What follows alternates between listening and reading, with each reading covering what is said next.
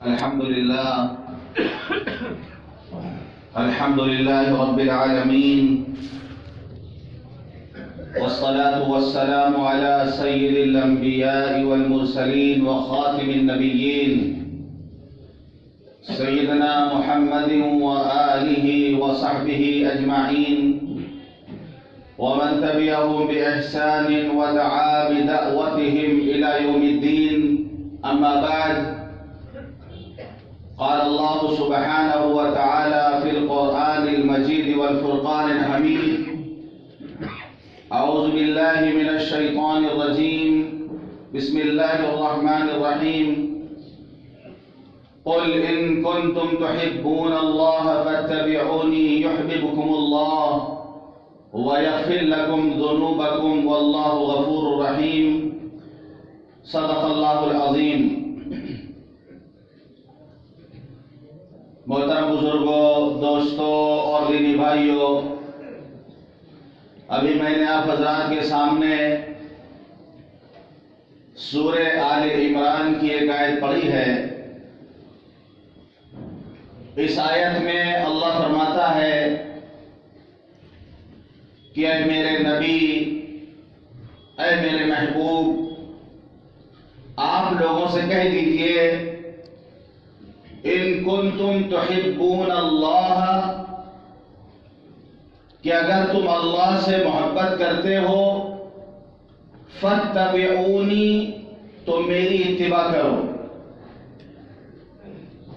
اے میرے نبی، آپ لوگوں سے کہہ دیجئے کہ اگر تم اللہ سے محبت کرتے ہو تو میری اتباع کرو. یحببکم اللہ، اللہ تم سے محبت کرے گا. وَيَغْفِرْ لَكُمْ ذُنُوبَكُمْ، اور اللہ تمہارے گناہوں کو معاف کر دے گا.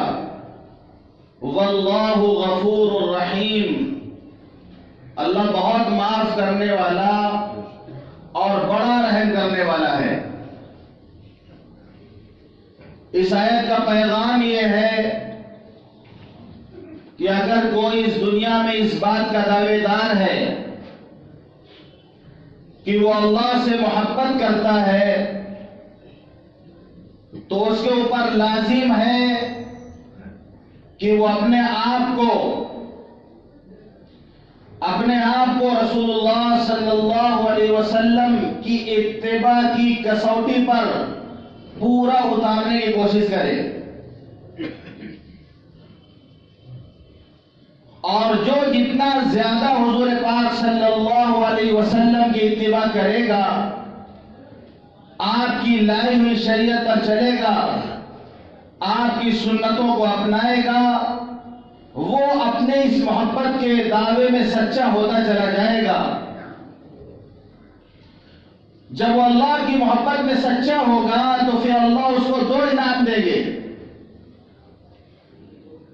پہلا انعام کہ اللہ اس سے محبت کرنے لگیں گے، اور اللہ جس سے محبت کرنے لگے، دنیا میں کوئی اس کا بال بیکا نہیں کر سکتا.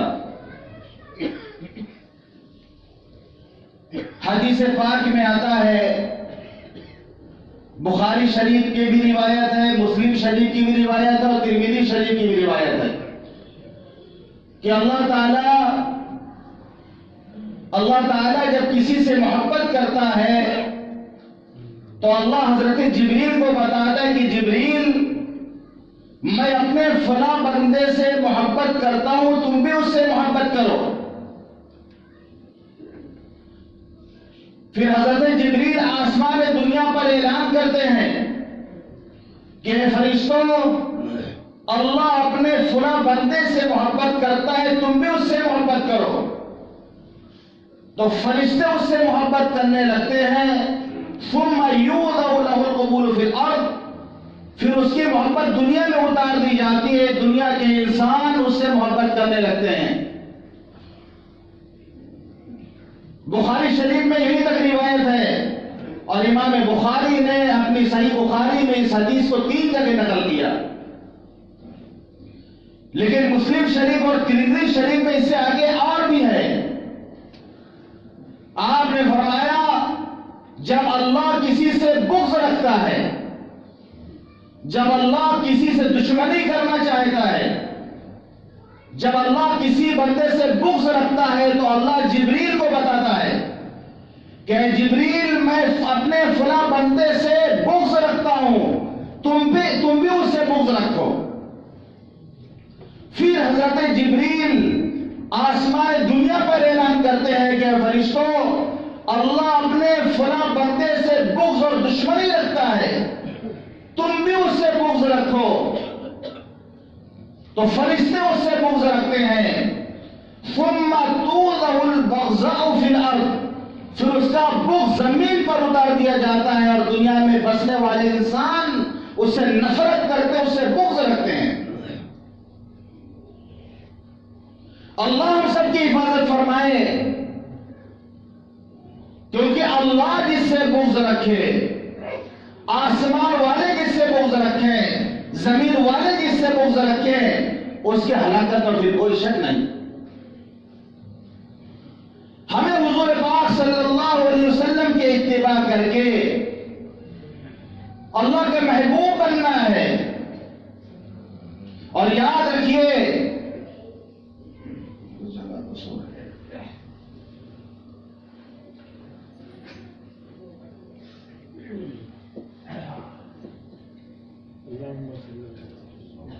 سر میں مسجد کا ماحول ایسا ہوتا ہے کہ آدمی کو بعض اوقات نیند آنے لگتی ہے، نورانی ماحول ہوتا ہے، اور یہ نیند ایسی ہوتی ہے کہ جتنا بھی آپ کوشش کر لیں گرا دے گی آپ کو یہ نیند۔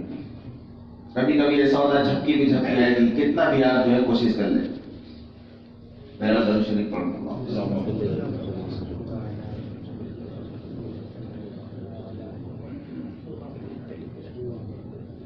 اللہ جب کسی سے محبت کرتا ہے تو پھر اللہ اس کے رنگ اور نسل کو نہیں دیکھتا، اللہ اس کی ذات برادری کو نہیں دیکھتا کہ انسان گورا ہے کہ کالا ہے، یہ انسان امیر ہے کہ غریب ہے۔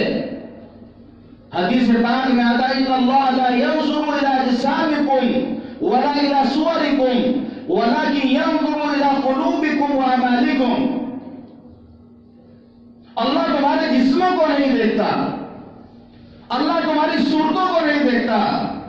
جس اللہ نے خود یہ جسے بنایا ہو، جس اللہ نے خود یہ صورت بنائی ہو، اس اللہ کو دیکھنے کی کیا ضرورت ہے؟ اللہ تمہارے جسموں کو نہیں دیکھتا، اللہ تمہاری صورتوں کو نہیں دیکھتا۔ وَلَكِنْ يَنْظُرُ إِلَىٰ قُلُوبِكُمْ، لیکن اللہ تمہارے دلوں کی نیت کو دیکھتا ہے، اللہ تمہارے اخلاص کو دیکھتا ہے، اللہ تمہارے تقوی کو دیکھتا ہے۔ وَأَعْمَالِكُمْ، تمہارے اعمال کو دیکھتا ہے، کیونکہ نیت کا اچھی ہونا، دلوں کے اندر اخلاص کا ہونا، دلوں کے اندر تقوی کا ہونا، اعمال کا اچھا ہونا، یہ انسان خود بناتا ہے۔ تو جب اللہ کسی سے محبت کرتا ہے تو رنگ و نسل کو نہیں دیکھتا، شکل و صورت کو نہیں دیکھتا۔ ایسے بے شمار واقعات آپ کو سیرت کی کتابوں میں ملیں گے کہ شکل و صورت سے بھی کوئی کالے، لیکن اللہ کے ہاں ان کا محبوبیت کا وہ مقام بہت مشہور۔ حضرت بلال حبشی رضی اللہ عنہ، حضرت بلال حبشی رضی اللہ عنہ، غلام، کالے کلوٹے، رنگ کالا، لیکن مقام یہ ہے کہ زمین پر جب حضرت بلال چلتے ہیں تو ان کے قدموں کی آواز جنت میں سنائی پڑتی ہے۔ آپ نے فرمایا کہ بلال میں جب بھی جنت میں گیا میں نے تمہارے قدموں کی آواز وہاں سنی۔ مؤذن رسول ہیں حضرت بلال رضی اللہ عنہ۔ جب مکہ فتح ہوا تو حضور پاک صلی اللہ علیہ وسلم نے تلاش کیا کہ بلال کہاں ہے، بلال کو بلاؤ۔ بڑے بڑے صحابہ موجود ہیں، آپ یاد فرما رہے کہ بلال کہاں ہے۔ حضرت بلال آگے تو آپ نے فرمایا بلال آج تم کعبے کی چھت پر چڑھ کر کے اذان دو۔ یہ مقام ملا انہیں کہ کعبے کی چھت پر چڑھ کر انہوں نے اللہ اکبر کی صدائیں بلند کی کہ حضرت عمر المؤمنین تھے، وہ حضرت بلال کو اپنا سردار کہتے تھے کہ بلال سیدنا، کہ بلال ہمارے سردار ہیں۔ ایک مرتبہ حضرت بلال خلیفۃ المسلمین حضرت عمر فاروق رضی اللہ عنہ سے ملنے کے لیے گئے۔ باہر ملاقات کرنے والوں کی لائن لگی ہوئی تھی، بڑے بڑے سردار باہر بیٹھے ہوئے ہیں۔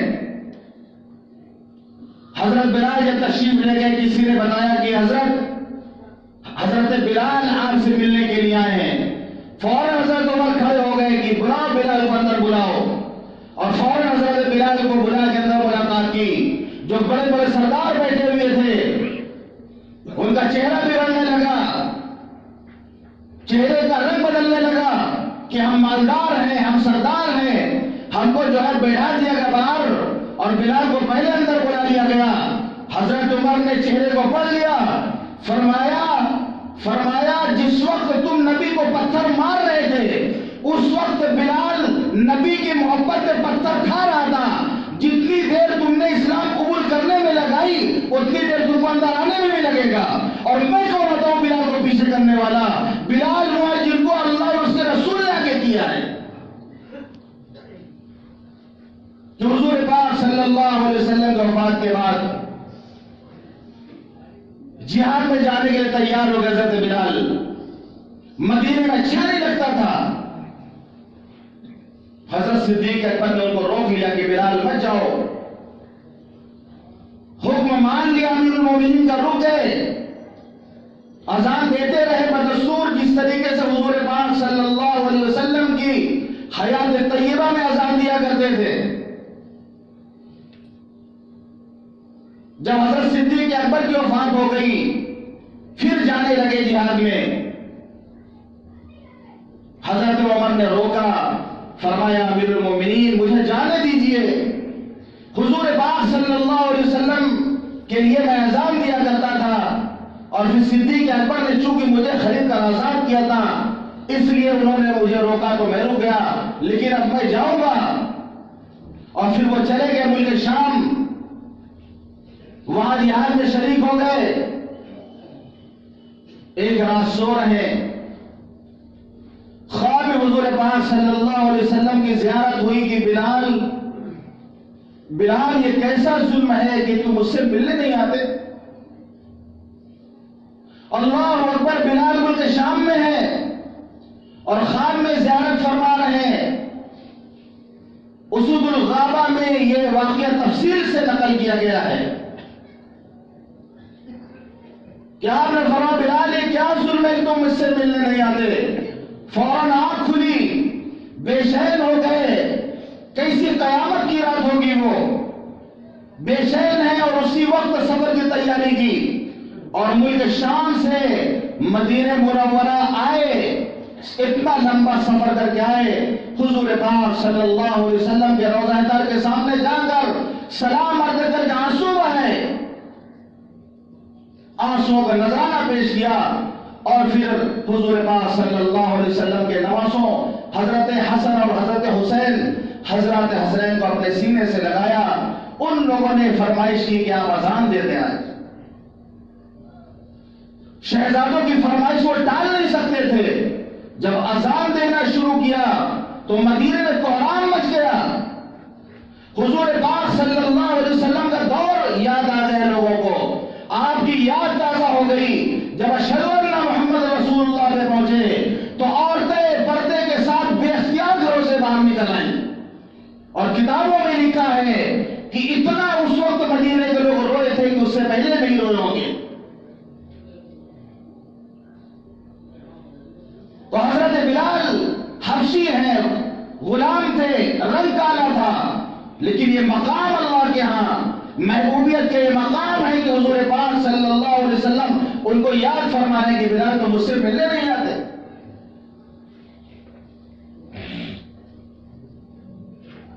ایک صحابی حضرت سعد الاسود رضی اللہ عنہ،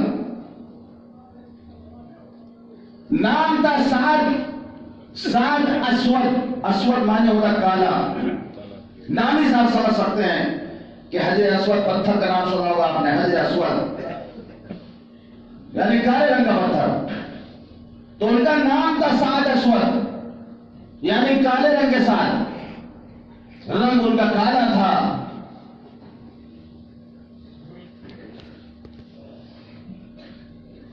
مدینے کے ہر گھر میں انہوں نے اپنا پیغام بھیجا، شادی کا، رشتے کا پیغام بھیجا کہ میری شادی ہو جائے، لیکن کوئی ان کے ساتھ اپنی بیٹی کی شادی کرنے کے لیے تیار نہیں ہو رہا تھا۔ پیغام بھیجتے تھے، پیغام واپس کر دیا جاتا۔ حضور پاک صلی اللہ علیہ وسلم کی خدمت میں حاضر ہوئے اور آگے کہنے کہ اللہ کے رسول، کیا میرے چہرے کا کالا پن، کیا میرے چہرے کی بدصورتی مجھے جنت میں جانے سے بھی رکاوٹ بن جائے گی؟ آپ نے فرمایا نہیں، اگر تم اللہ اور اس رسول پر ایمان رکھتے ہو، ورع اور تقوی کی زندگی اختیار کرتے ہو، تو پھر اللہ کا تمہارا ایک بلند مقام ہوگا۔ انہوں نے کلمہ پڑھ کر اپنے ایمان کی تصدیق کی اور پھر فرمایا اللہ کے رسول، آپ کی مجلس میں جو لوگ آتے ہیں، آپ کے دربار میں جو لوگ حاضر ہوتے ہیں، ہر ایک کے گھر میں میں نے اپنا رشتہ بھیجا ہے، کسی نے میرے رشتے کو قبول نہیں کیا۔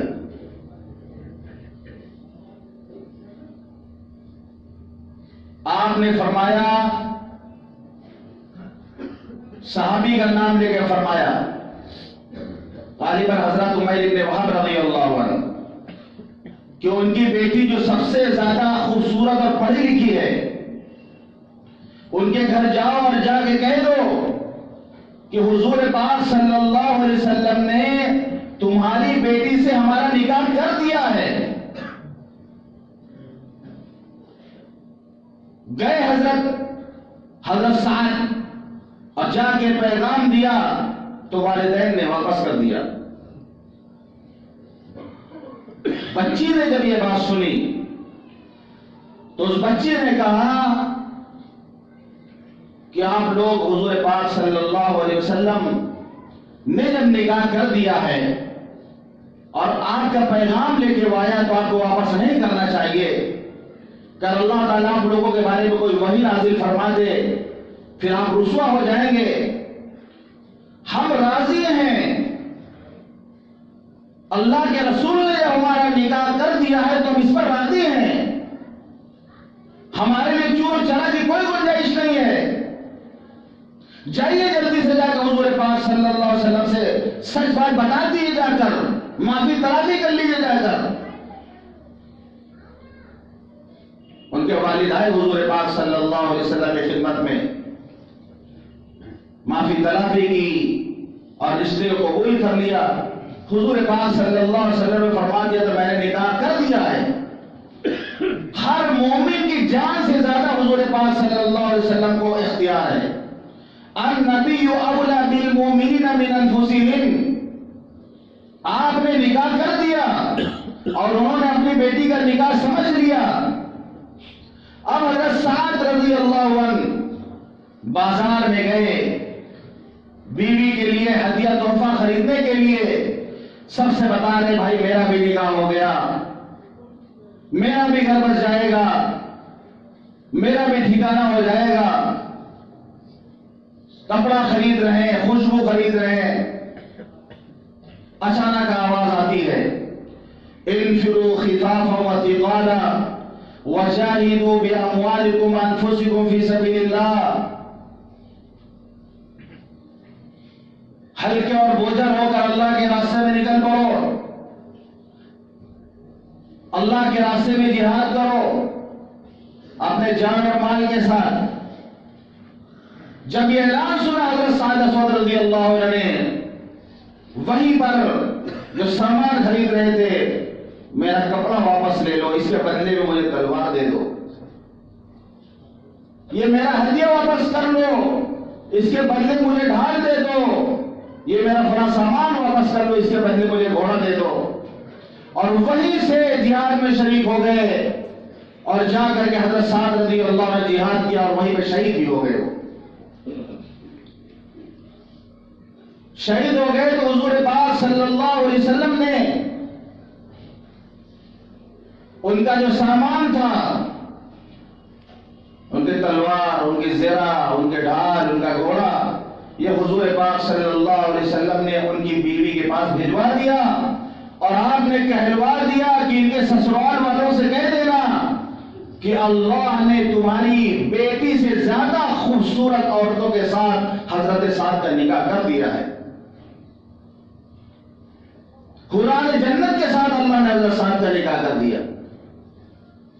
یہ مقام ملا، محبوبیت کا یہ مقام ملا۔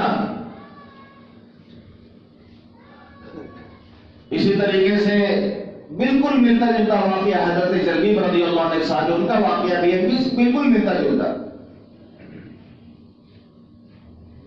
ایک صحابی ہیں حضرت زاہد بن حرام رضی اللہ عنہ، وہ دیہات کے رہنے والے تھے۔ جب گاؤں سے مدینہ منورہ آتے تو ساگ سبزیاں اپنے گاؤں سے لے کے آتے تھے حضور پاک صلی اللہ علیہ وسلم کے لیے ہدیہ میں دینے کے لیے۔ گاؤں کا سامان جیسے آج بھی لوگ آتے ہیں، گاؤں سے آتے ہیں بھوجا ووجا لے کر کے، گاؤں سے آتے ہیں مکئی، بھوجا، چوڑا سب لے کے آتے ہیں کلکتہ، پھر یہاں سے کلکتہ کا رسگلہ اور یہاں کی جو چیز ہے یہاں سے وہ لے کے گاؤں جاتے ہیں۔ پھر تو جب وہ آتے تھے مدینہ منورہ گاؤں سے تو دیہات کی چیزیں لے لیتے تھے ساتھ میں، اور جب جانے لگتے تھے تو حضور پاک صلی اللہ علیہ وسلم مدینہ منورہ کی چیزیں کھجور وغیرہ دے دیا کرتے تھے ان کو۔ ایک مرتبہ کا واقعہ ہے کہ حضرت زاہد بن حرام رضی اللہ عنہ، حضرت زاہد بن حرام رضی اللہ عنہ بازار میں، مدینے کے بازار میں اپنا سامان بیچ رہے تھے۔ حضور پاک صلی اللہ علیہ وسلم کبھی کبھی اپنے صحابہ کرام سے مذاق فرما لیا کرتے تھے، مذاق کر لیا کرتے تھے آپ۔ اس لیے آدمی کو بہت خشک نہیں ہونا چاہیے۔ جو لوگ سمجھتے ہیں کہ مذاق کرنے سے بزرگی میں کمی آ جائے گی، یا ہنسی والی بات میں ہنس لیں گے تو تھوڑا سا تقویٰ میں کمی آ جائے گی، زیادہ ہنسنے سے روکا گیا ہے۔ لیکن حضور پاک صلی اللہ علیہ وسلم کی سنت یہ ہے کہ صحابہ کے درمیان جب آپ بیٹھتے تھے تو ہنسی والی بات میں ہنستے بھی تھے آپ۔ بعض لوگ اس طریقے سے ایک دم ٹائٹ ہو کے رہتے ہیں، بالکل ہنسنا نہیں ہے، لگتا ہے سرکہ پی کیا ہے بالکل، ارے شہد پی کیا ہے گا چمچ، تھوڑا مسکراہٹ بھی چہرے پہ ہو۔ یعنی اس کو لوگ بزرگی خلاف سمجھتے ہیں، ہنس لینے کو، مسکرا لینے کو۔ بعض لوگوں کے چہرے پہ ہنسی نہیں آئے گی، ہنسی والی بات میں نہیں ہنسیں گے وہ۔ جبکہ ایک حدیث علماء کرام جانتے ہیں کہ حدیث مسلسل ملتا ہے، اور میں نے اس کو بتایا بھی اس کے موقع پر کہ وہ حدیث ایسی ہے کہ اس ہنسی کا سلسلہ اللہ تک پہنچتا ہے۔ تو آپ مذاق بھی فرماتے تھے صحابہ کرام سے۔ ابھی کوئی مولانا کر لے مذاق تو آدمی یہ دیکھے مولانا صاحب کو، یہ دیکھیے مولانا کے مذاق کرتے ہیں، یعنی مولانا کو کچھ نہ کریں۔ یہ دیکھو مولانا کے اپنی بیوی ساتھ ریسرچ جا رہے ہیں، مولانا ہو کے دیکھیں 10 بچے ان کے ہیں، یعنی مولانا ہو کے کچھ نہیں ہونا چاہیے۔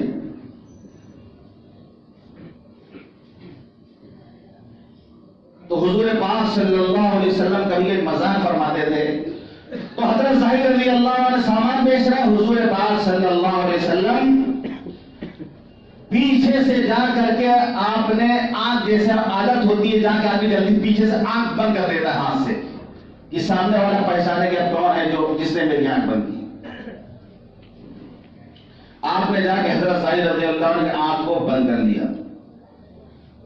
میرے ساتھ بھی ایک بار واقع ہو پیر خانے میں جا رہا تھا، ایک بار راستے میں کسی نے میری آنکھ بند کر لیا۔ ہم نے اسے پیر خانے میں جو ہے کون ایسا ہے جو کہ میری آنکھ اس نے بند کر لیا، وہی راستے میں آگے بند کر لیا۔ بہرحال جس نے بند کیا میرے سامنے بیٹھا ہوا ہے، نام نہیں لیں گے۔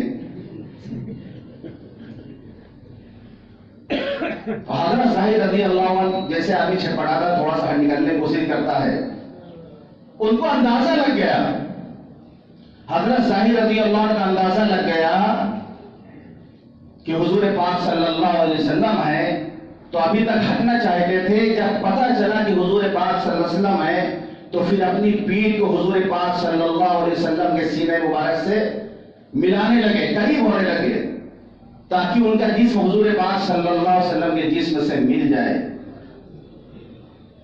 پھر آپ نے فرمایا مذاق میں کہ کون اس غلام کو خریدتا ہے؟ حضرت ظاہر کالے کلوٹے تھے، رنگ اچھا نہیں تھا۔ فرمایا اللہ کے رسول ہم کو پیش سے کیا ملے گا؟ آپ کو رنگ کالا ہے، کون قیمت لگائے گا؟ میری کو کوئی قیمت ہی نہیں ہے۔ آپ نے اس موقع میں فرمایا کہ ظاہر وَلَٰكِن لَسْتَ عِندَ اللَّهِ بِكَاذِبٍ، کہ ظاہر تم اللہ کی نظر میں کھوٹے نہیں ہو، اللہ کے یہاں تم قیمتی ہو۔ دنیا والے کچھ بھی سمجھتے ہو لیکن اللہ کے یہاں تم کھوٹے نہیں ہو۔ یہ مقام ملا حضرت ظاہر رضی اللہ عنہ کو۔ تو اللہ تعالیٰ جب کسی سے محبت فرماتے ہیں تو پھر رنگ نہیں دیکھتے، ذات برادری نہیں دیکھتے، امیر غریب نہیں دیکھتے۔ جو سنت پر عمل کرنے میں حضور پاک صلی اللہ علیہ وسلم کے اتباع میں آگے بڑھتا چلا جائے گا، اللہ کا محبوب بنتا چلا جائے گا۔ عشق نبی کا دعویٰ تو آسان بہت ہے اے ثاقب، عشق نبی کا دعویٰ تو آسان بہت ہے اے ثاقب، فرمان نبی پر عامل ہونا سب کے بس کی بات نہیں۔ عشق کا لمبا چوڑا دعویٰ کرنا بہت آسان ہے، لیکن دعوے کے لیے دلیل پیش کرنی پڑتی ہے۔ آدمی دعویٰ کر دے اور دلیل نہ پیش کرے تو بات نہیں مانی جائے گی۔ اگر ہم اس بات کے دعوے دار ہیں کہ ہم اللہ اور اس کے رسول سے محبت کرتے ہیں تو اس کی دلیل بھی ہمیں دینی پڑے گی، ورنہ صرف دعویٰ کرنے سے جیسے آج مزاج بن گیا لمبے چوڑے دعویٰ، تعریف پہ تعریف ہو رہی ہے۔ جیسے کوئی بیٹا اپنے باپ کے پگڑی کی تعریف کرے، ان کی ٹوپی کی تعریف کرے، ان کے چہرے کی تعریف کرے، ان کی داڑھی کی تعریف کرے، ان کے کپڑے کی تعریف کرے، ان کے جوتے کی تعریف کرے، خوب باپ کی تعریف کرے، لیکن جب باپ کہے بیٹا پانی لاؤ، باپ کہے بیٹا فلاں کام کر لو، تو یہ مجھ سے نہیں ہوگا ابا جان۔ تعریف کروا دیجیے آپ ہم سے، لیکن کام کچھ نہیں کریں گے ہم۔ ہمارا بھی حال ہے، رات دن رات پڑھیں گے ہم۔ حضور پاک صلی اللہ علیہ وسلم ایسے تھے، بے شک آپ کی تعریف کرنا بھی عبادت ہے۔ آپ کے یہاں تک کہ آپ کے جسم اطہر بلکہ جس چیز کی نسبت آپ کے ساتھ حاصل ہے، کہ اگر حضور پاک صلی اللہ علیہ وسلم کی سواری کا بھی تذکرہ کیا جائے تو اس پہ بھی ثواب ملے گا، لیکن صرف تعریفی ہو۔ اور جب حضور پاک صلی اللہ علیہ وسلم کہے قرۃ عینی فی الصلاۃ، میری آنکھوں کی ٹھنڈک نماز میں ہے، تو اللہ کے رسول یہ ہم سے نہیں ہوگا۔ سنت پہ عمل کرو، یہ ہم سے نہیں ہوگا۔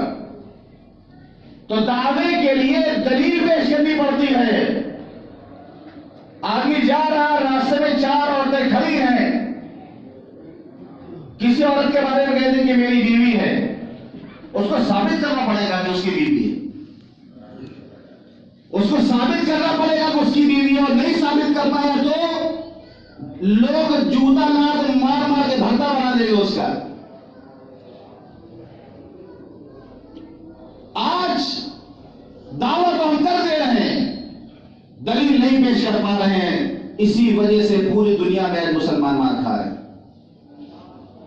کہ علامہ اقبال نے کہا فارسی زبان میں کہ شب پیش خدا بگورستم زار، مسلمانہ چیرا زار تو خارن، ندا آمن نمیدانی کی قوم، دل دارن تو محبوب ندارن۔ کہ رات میں اللہ کے سامنے بہت رویا کہ آج مسلمان کیوں ذلیل و رسوا ہیں۔ آواز آئی کہ تم نہیں جانتے یہ وہ قوم ہے جو دل ہے ان کے پاس ہے، دل لگتی ہے لیکن دل میں کوئی محبوب نہیں ہے، محبوب حقیقی سے ان کو محبت نہیں ہے، محبت سے ان کے دل خالی ہے، زبان پہ خالی دعویٰ ہے۔ تو اتباع محبت اگر ہوگی تو اتباع بھی ہوگی۔ ان المحب لمن يحب مطیع، اس لیے کہ آدمی جس سے محبت کرتا ہے اس کی بات مانتا ہے، اس کی اتباع کرتا ہے، اس کی اطاعت اور فرمانبرداری کرتا ہے۔ اگر ہم اس بات کے دعویدار ہیں کہ ہمیں اللہ اور اس کے رسول سے محبت ہے تو پھر ہمیں حضور پاک صلی اللہ علیہ وسلم کی اتباع کرنی پڑے گی، آپ کی لائیو شریعت پر ہمیں چلنا پڑے گا، آپ کی سنتوں کو اپنانا پڑے گا، تب بندہ اللہ کی نظر میں محبوب بنے گا۔ تو اللہ دو انعام دیں گے، یحببکم اللہ، اللہ تم سے محبت کرنے لگیں گے، پہلا انعام۔ دوسرا ویغفر لکم ذنوبکم، اللہ تمہارے گناہوں کو معاف کر دیں گے۔ ہم میں سارے گنہگار ہیں، اور کون ایسا مسلمان ہوگا جو نہیں چاہتا ہوگا کہ اس کے گناہ معاف ہو جائے؟ تو فرمایا کہ دوسرا انعام یہ ملے گا کہ وَيَغْفِرْ لَكُمْ ذُنُوبَكُمْ، اللہ تمہارے گناہوں کو معاف کر دے گا، اللہ تمہارے گناہوں کو بخش دے گا۔ یہ دو انعام ملیں گے اللہ کی طرف سے۔ تو ضرورت اس بات کی ہے کہ محبت کے ساتھ ساتھ حضور پاک صلی اللہ علیہ وسلم کی اطاعت و فرما برداری بھی ہو، حضور پاک صلی اللہ علیہ وسلم کی اطاعت بھی ہو، اور آپ کی اتباع بھی کی جائے۔ جس طریقے سے صحابہ کرام نے محبت کے دعوے کے ساتھ ساتھ اتباع کر کے دکھایا، بزرگان دین نے اتباع کر کے دکھایا، ہر دور میں ایسے نیک لوگ رہے ہیں۔ آج میں بتانا چاہتا ہوں آپ سے کہ آپ کے پیر خانے میں ایک بہت بزرگ شخصیت تھی، ایک بہت بزرگ شخصیت تھی، ہمارے حضرت مولانا ابو الحسن علی ندوی رحمۃ اللہ علیہ۔ میں جب ان کو دیکھتا تھا پیر خانے میں تو حضرت یاد آ جایا کرتے تھے، شکل و صورت سے ملتے جلتے تھے وہ۔ اتفاق سے مجھے پتا چلا کہ ان کا نام بھی ابو الحسن ہے۔ مولانا علی ندوی رحمۃ اللہ علیہ کو جس نے بڑھاپے میں دیکھا، ان کی شکل بالکل ٹوپی بھی وہی لگاتے تھے اور شکل و صورت بھی ملتی تھی، اور نام بھی ایک۔ بعد میں مجھے پتا چلا کہ نام ابو الحسن ہے۔ بڑے نیک، تقریباً 90 سے زائد عمر ہوگی، 100 سال قریب عمر ہوگی۔ آج ان کا انتقال ہوا ہے، کل انتقال ہوا ہے، ابھی جمعہ کی نماز کے بعد ان کا جنازہ سیکنڈ میدان میں ہوگا۔ ہم سب کی رسالت کی بات ہے کہ ایسے لوگوں کا جنازہ ہم پڑھیں کہ ایسے جنازے پر اللہ مغفرت کر سکتا ہے، جنازے میں شریک ہونے والے کو مغفرت کر سکتا ہے۔ دیکھیے مشہور ہونا کوئی ضروری نہیں ہے، اصل چیز ہے مقبولیت، اصل چیز ہے قبولیت۔ ایسے عمر میں بھی جمعے کی نماز میں وہ آیا کرتے تھے، آخر وقت بھی نماز انہوں نے آخر وقت میں بھی انہوں نے نماز نہیں چھوڑی، یہاں تک کہ میں ابھی 1 ہفتہ پہلے میں ان سے ملنے کے لیے گیا تھا۔ میں اپنا مشاہدہ بتاتا ہوں، بہت مشکل سے انہوں نے مجھے پہچانا۔ جب لیٹے ہوئے ہیں، عشاء کی اذان ہونے لگی تو اپنے بیٹے سے کہتے ہیں کہ مجھے اٹھا کے بیٹھا دو۔ اذان کا لحاظ، آج ہم جوان ہو کے ہم لوگ بستر میں پڑے رہتے نہیں اٹھتے۔ یہ صفت میں نے حضرت مولانا سید ابو الحسن علی ندوی رحمۃ اللہ علیہ میں بھی دیکھی اور سنی کہ حضرت اذان کے وقت کبھی نہیں لیٹتے تھے، بلکہ حضرت اس بات کی کوشش کرتے تھے کہ وہ مسجد میں اذان سے پہلے باوضو ہو کے پہنچ جائیں، اور کبھی اگر تاخیر ہو جاتی، آرام کر رہے ہوتے، اذان کی آواز سن کر اللہ اکبر اللہ اکبر، اللہ سب سے بڑا ہے، جب اعلان ہوتا تھا تو حضرت ان کے بیٹھ جاتے تھے۔ اس دن میں نے خود اپنی آنکھوں سے دیکھا کہ ایسی عمر میں، اور کہہ رہے کہ مجھے اٹھا کے بٹھاؤ، پھر اٹھا کے ان کو بٹھایا گیا، جب تک اذان ہوئے بیٹھے رہے۔